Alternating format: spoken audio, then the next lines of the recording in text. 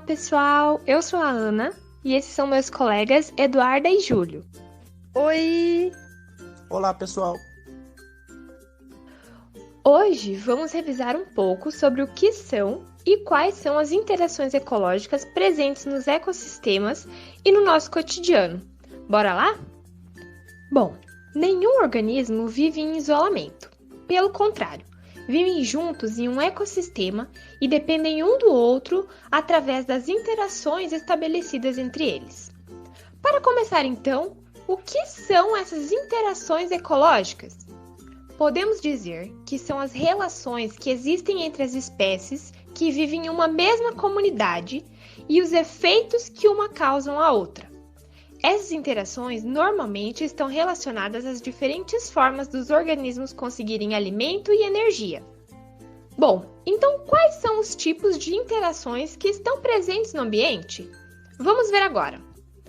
Todo organismo tem um papel na rede da vida. Dependendo de como os indivíduos estão envolvidos em uma relação ecológica, podemos classificá-los em duas divisões. As interações intraespecíficas, que ocorrem entre organismos de uma mesma espécie, e as interações interespecíficas, que envolvem organismos de espécies diferentes. Essas relações ainda podem ser classificadas de acordo com a vantagem e prejuízos resultantes dessas interações.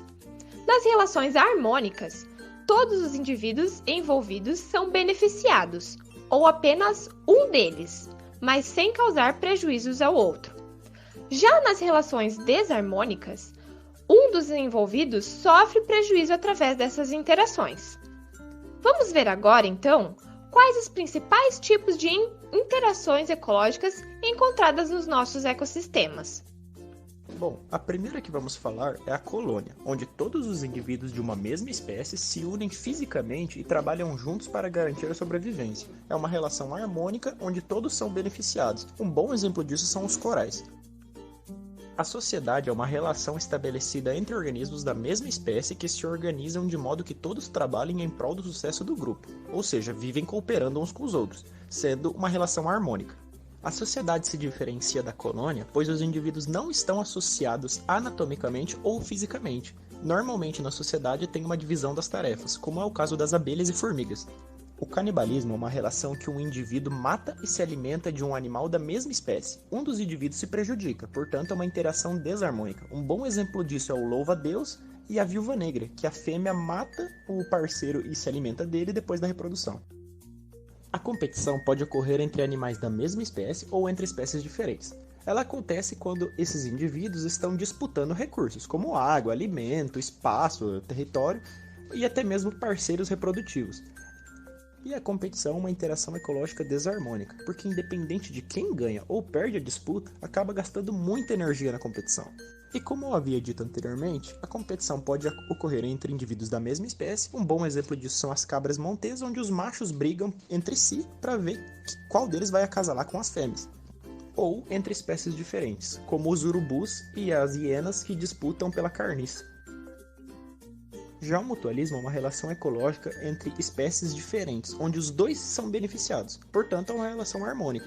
Um bom exemplo disso são os pássaros que se alimentam dos carrapatos dos bois, onde os pássaros estão se alimentando e estão ajudando os bois a tirar os parasitas. Vamos falar agora sobre comensalismo ou inquilinismo, que é uma associação estabelecida entre duas espécies, onde uma espécie utiliza outra como suporte e abrigo. Isso é uma relação harmônica, onde uma espécie é beneficiada e a outra não é afetada.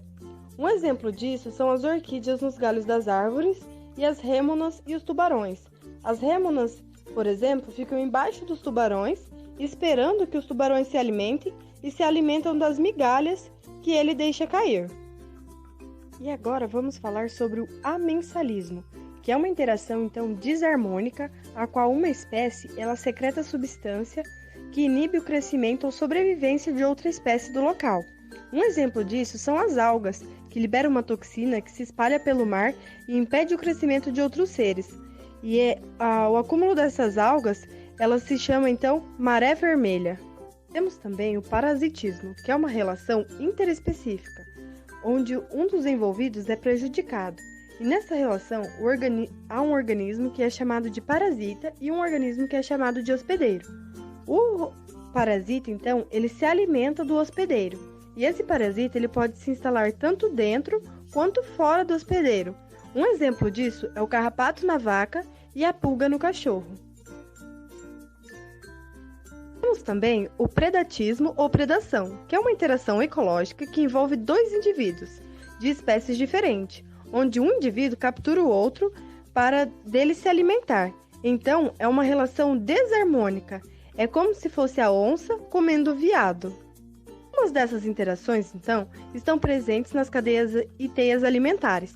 E com certeza estão presentes no nosso dia a dia, acontecendo o tempo todo ao nosso redor.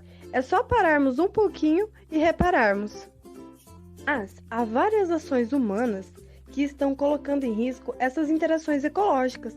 As modificações e alterações que o homem vem realizando na natureza acabam prejudicando o equilíbrio dos ecossistemas.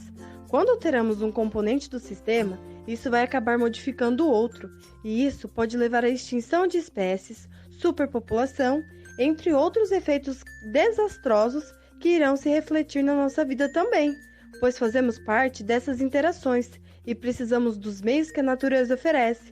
Por isso, é muito importante preservarmos a natureza, cuidarmos dela e não interferirmos nas interações que ocorrem entre os seres vivos, pois as consequências para o planeta podem ser muito grandes. Espero que vocês tenham gostado, pessoal, e obrigado por ficarem conosco até aqui.